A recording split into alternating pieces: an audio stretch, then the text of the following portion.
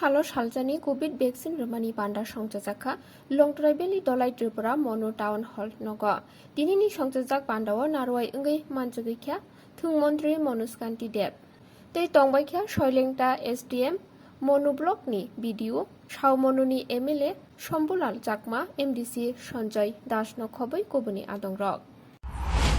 সারা দেশের সাথে আমাদের রাজ্য করোনাকালীন পরিস্থিতিতে আমরা রাজ্য সরকার সিদ্ধান্ত নিয়েছে টিকাকরণের এবং ভারতবর্ষের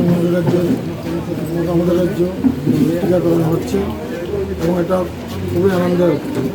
যে আমাদের রাজ্যের টিকাকরণ সম্পূর্ণ বিনামূল্যে করা হচ্ছে। টিকাকরণ স্বাস্থ্য দপ্তর বিভিন্নভাবে প্রচার করছে, বিভিন্ন জায়গায় মাইকিং করছে, স্বাস্থ্যকর্মীরা বাড়ি বাড়ি যাচ্ছে, তারপরে দেখা যাচ্ছে 100% টিকাকরণ করার লক্ষ্যে আজকে 27 তারিখ এবং 28 তারিখ দুটো ডেট করা হয়েছে।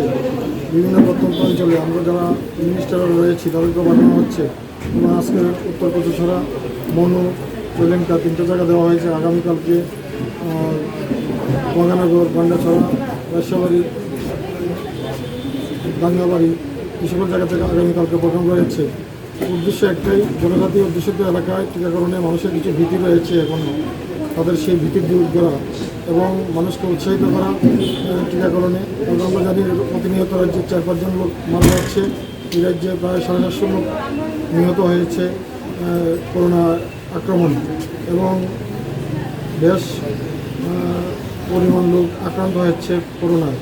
যাতে করোনায় আমরা নতুন করে লোককে না হারাতে হয়, নতুন মানুষের মৃত্যু না হয়, তার জন্য 100% টিকাকরণ,